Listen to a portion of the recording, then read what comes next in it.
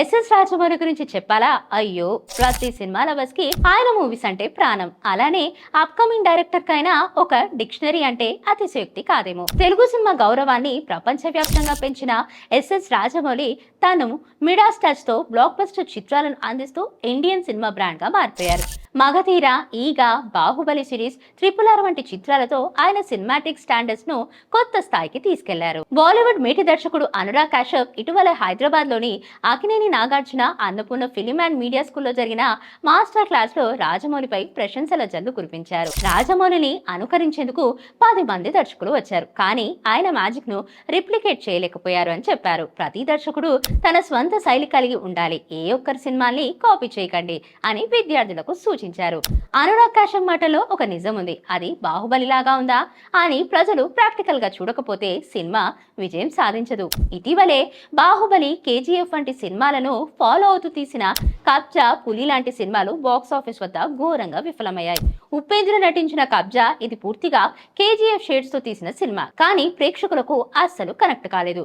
విజయ్ నటించిన పులి బాహుబలి ఇన్స్పిరేషన్ అయితే కథాకథనం బలహీనంగా ఉండడంతో ఫ్లాప్ అయింది. స్టార్ డైరెక్టర్ మణిరత్నం కూడా బాహుబలి ప్రేరణతో పొన్నియిన్ సెల్వన్ చేశానని ఓపెన్ గా వెల్లడించారు.